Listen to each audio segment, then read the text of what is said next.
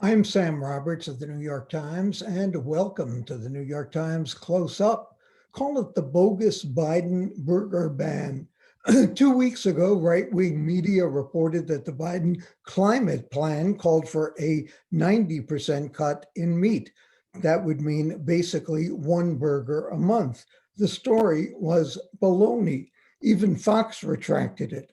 But House Minority Leader Kevin McCarthy still went on TV after Biden's speech to Congress and said the president wanted to control how much meat you eat.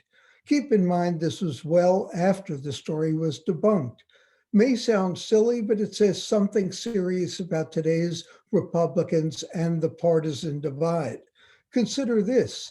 More and more GOP controlled states are passing stiff voting limits.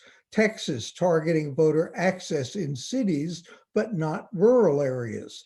Arizona Republicans launched a conspiracy-fueled election recount.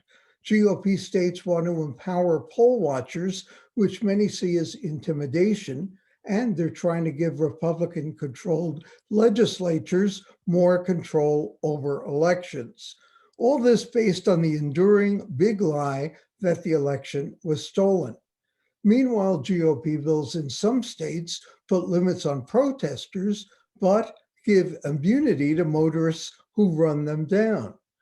Republican-run states are banning transgender girls from playing on female school sports teams. Mitt Romney booed at a Utah Republican convention. Liz Cheney may lose her House leadership position. Are Republicans now getting Trumpier than Trump?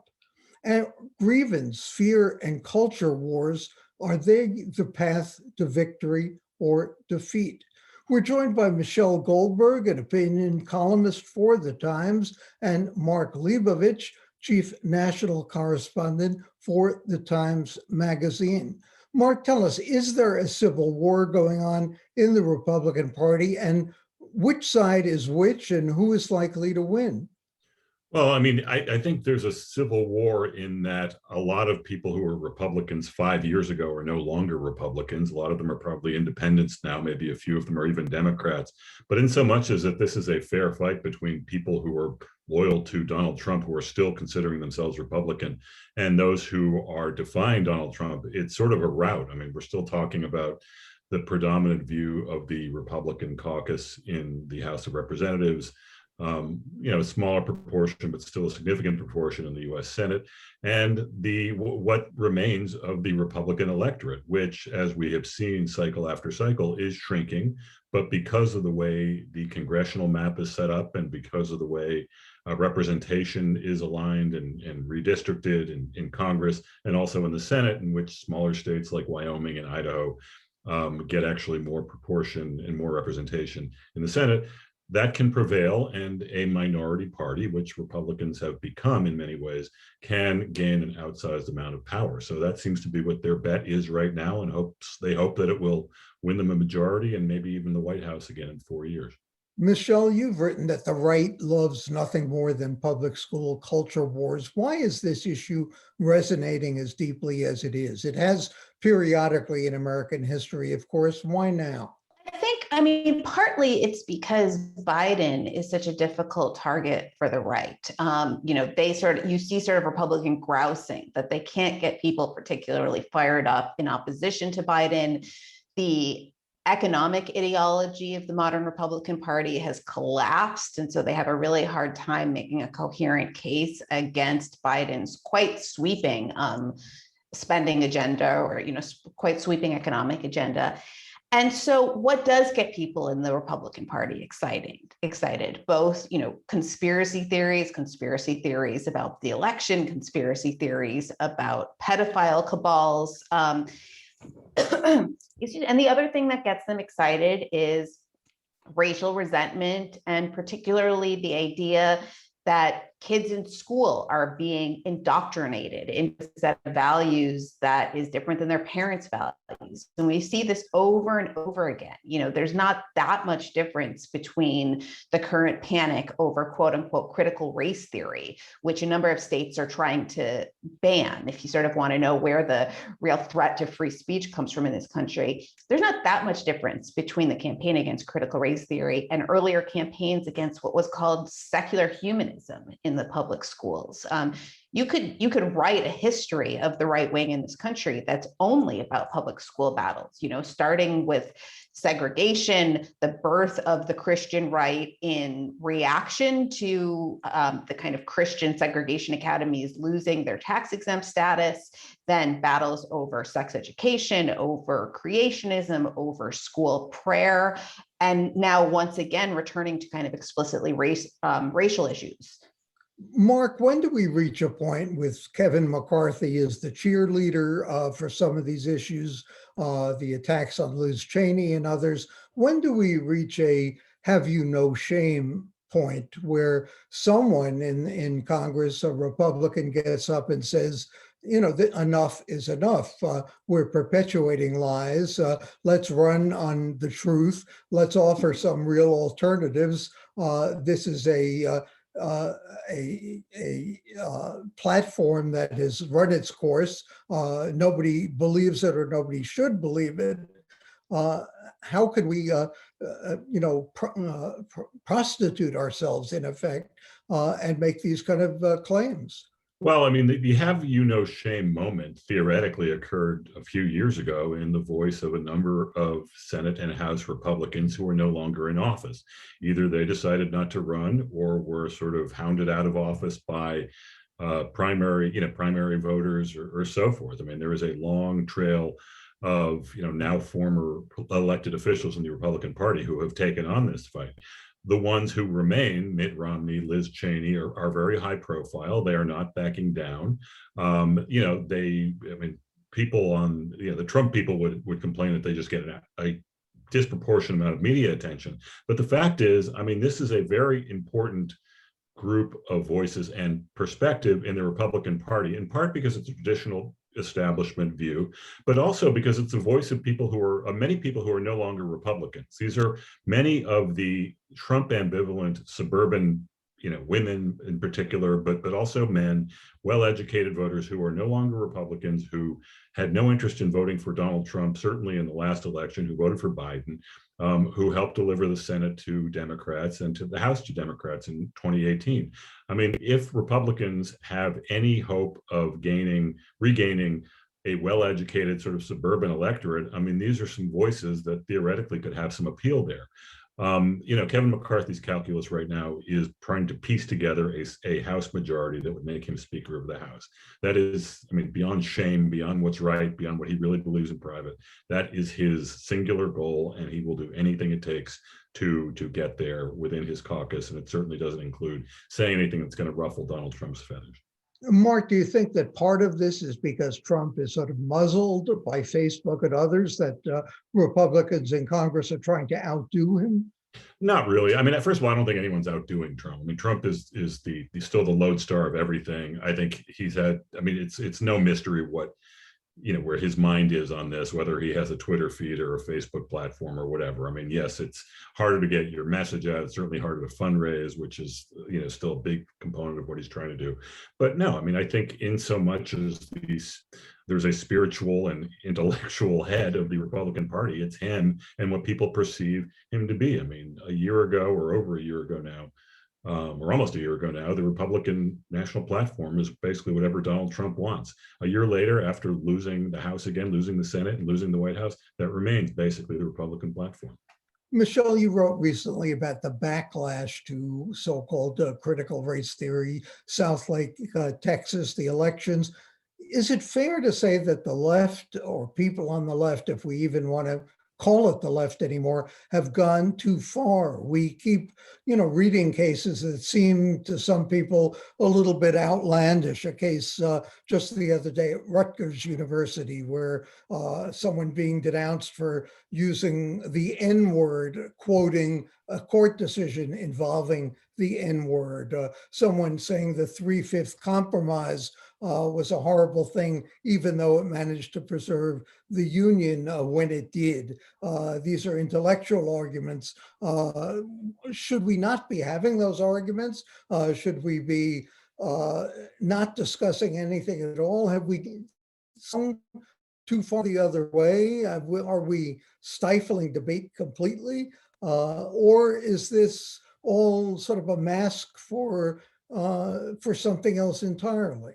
I don't think that you can connect the right campaign against critical race theory to these kind of other examples of what might seem like left-wing overreach. Because when conservatives rail against critical race theory as let me say this again. When conservatives rail against critical race theory, they're often not really talking about these sort of debates within liberal spaces in which there are valid arguments on each side. They're saying that it is wrong to teach children or to claim that there is systemic racism in this country.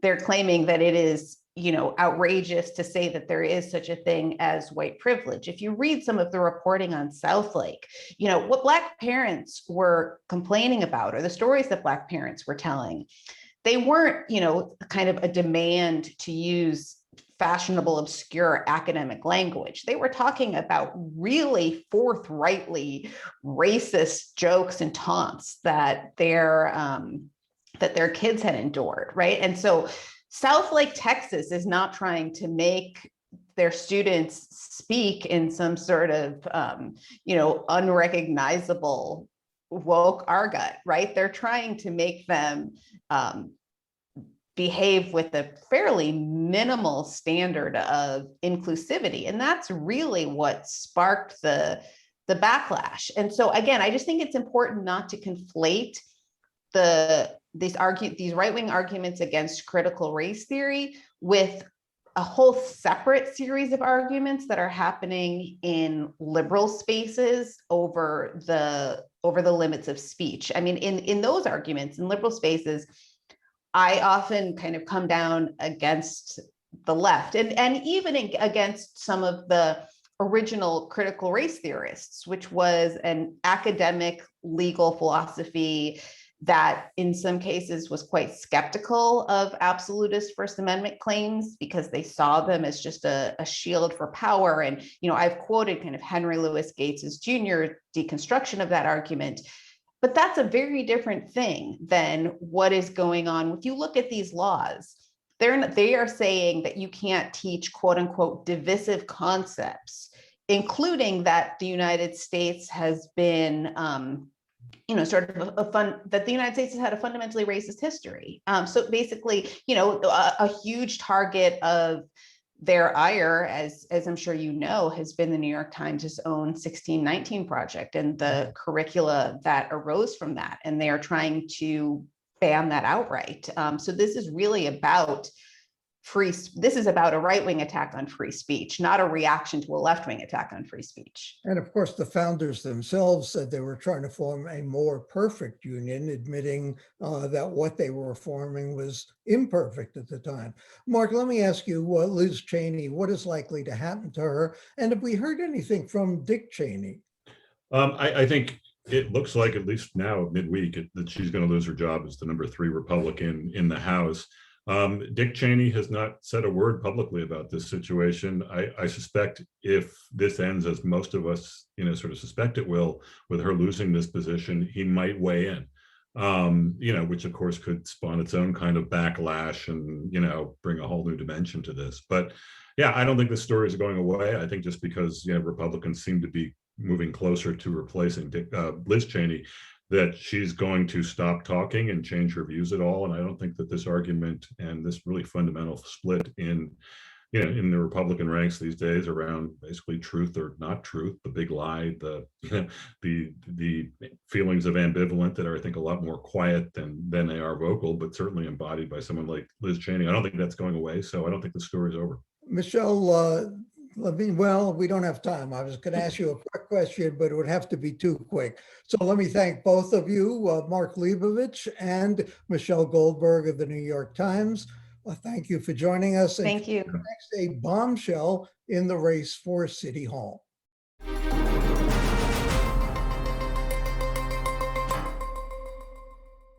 A headline in the Times last week read, quote, "The biggest mayor's race in years, New Yorkers' minds are elsewhere." But another headline about Controller Scott Stringer really rocked the race.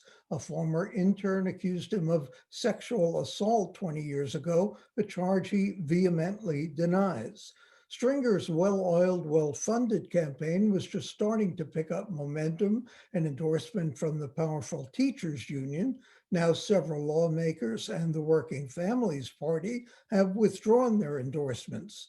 Meanwhile, Brooklyn Borough President Eric Adams scored a win with Latinos when Ruben Diaz, the Bronx Borough President, endorsed him. And Mayor Wiley was endorsed by several women's groups. But former presidential candidate Andrew Yang still seems to hold a lead in what little polling there is. A New York One Ipsos poll from mid-April has him as the first choice of 22% of voters, with Eric Adams at 13%. So with 7 weeks to go, is it Yang's race to lose? We're joined by J. David Goodman, Metro correspondent of the Times. David, how do we cover a race like this? Ben Smith wrote in his column in the Times that we can't seem to help ourselves writing about Andrew Yang constantly. Then something like this comes up with Scott Stringer, an incident that occurred nearly 2 decades ago, in effect unsubstantiated, he said, she said case. To whom do we give the benefit of the doubt? How do we balance what matters in a race like this? No, it's incredibly difficult. I mean, one of the issues that the Times has struggled with in covering this is that there are so many candidates, and that the field support in the field has been stretched sort of across all of them. So even though you have Yang, who's been the consistent front runner for pretty much in every poll that has come out since he entered the race, his support is not dominant, and so you have every candidate has their sort of base of support. And there's been, sort of jockeying between them for different groups of voters that might, signal that they actually have some sort of momentum. And so I think, that's been what the coverage has kind of focused on, trying to see who is getting some kind of lift that may propel them in the final weeks. But, here we are entering into the final weeks, and we haven't really seen much movement there. So I do think, folks are thinking about what does it mean that, an Andrew Yang has this much share of the vote in a ranked choice voting system, where you could come out, first in the first round and still lose the race. And I think that was something that Scott Stringer actually was counting on, that maybe he wasn't the first choice of every voter, but he was someone people were familiar with, that he would be someone people were comfortable with as a second choice. And that's why this allegation that came out really sort of undermined the case that he was making as sort of a competent person that and could trust to be mayor. And this is an allegation that, frankly, wasn't something that people had thought would come out about Scott Stringer, the controller that's been in public life for decades here, and that's really shaken up the race. I know this is sort of a ridiculous hypothetical, but if we look at polling, Andrew Yang is clearly the best known, having run for president, maybe not the best known as a public official in New York, but the best known in terms of popularity. But how does that translate into votes? The big issue, of course, is who comes out to vote, or in an election like this, who is dragged out to vote by the unions, by other interest groups. So how do we sort of transfer that popularity into people who actually show up at the polls? Right. I mean, obviously, one way to look at it is, how many of the likely voters are breaking which way. But the polling hasn't been particularly robust in the race so far. So I think it's more of a, trying to read who are the groups that are coming out? Where is the parts of the city that he's drawing his support from, and how much are those parts drivers of mayoral elections in the past? I think there's been a lot of attention and a lot of fighting over sort of Manhattan voters and sort of progressive voters, but that may not be the block of voters that really defines who wins this race. And it may be, and certainly a candidate like Borough President of Brooklyn, Eric Adams, is counting on the sort of more mainstream Democratic voter, the kind of Joe Biden Democrat, Black voters in central Brooklyn that might, not be as excited about an Andrew Yang candidacy and are not as progressive as, say, folks that are looking, choosing between, Diana Morales, who's one of the more progressive candidates, and Maya Wiley, who's also trying to vie for that part of the vote. One thing that you saw Andrew Yang do is try and sew up some of the more conservative Jewish vote in the city, and he's been doing a lot of stuff and making appearances with Orthodox Jewish groups, and so that's an effort on his part to try and actually convert some of his poll numbers to actual turnout, and we'll see if that works for him. Is there any sense as to what is going to make a difference? We have a TV ad blitz that has finally begun. We have the question of ballot order. Obviously, ranked choice voting throws everything off. Union support, perhaps canceling each other out. Is there any dominant factor in this race that's going to make a difference? I don't think that there has been. I mean, it will help to have voters actually seeing these candidates, and I think them not being on the air and sort of holding their fire with their TV spending and other spending has really made it feel like the race hasn't really started yet. And all of these candidates have millions of dollars still on hand. I think Stringer has the most at more than 7 million on hand. But everyone has a pretty substantial, as it goes with city elections, sort of war chest to play with. And I think it'll start to feel more real as you start to see more mailers, as you start to see TV ads, and as we have debates that folks are actually watching. I mean, one thing is these candidates have done innumerable forums through Zoom, but it's pretty much journalists and members of whatever interest group they're appearing before who have seen these, and their average voter is not watching a 4-hour a candidate forum in the evening. So even though they've been out there hustling, they haven't really been out there in the way that we're familiar with in a campaign. And as I mentioned before, I mean, this really is the final weeks of the campaign, and it's sort of now or never for them. And it's, I think we're going to see in the next week or two, you've already started to see mailers come out and ads appearing.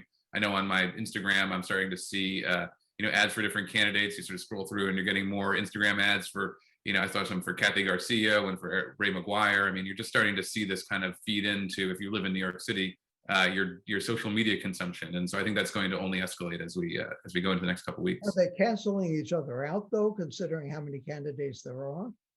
It may be that, yes. I mean, but remember that this voting system allows you to choose one up to 5 different candidates. So, someone like Kathy Garcia may think, folks are not choosing her first, but if she gets on the radar of enough people, she might be the number 2 or number 3 choice of more voters than others. And so there is a value to getting your name out there, in a race like this, more so than even a traditional race.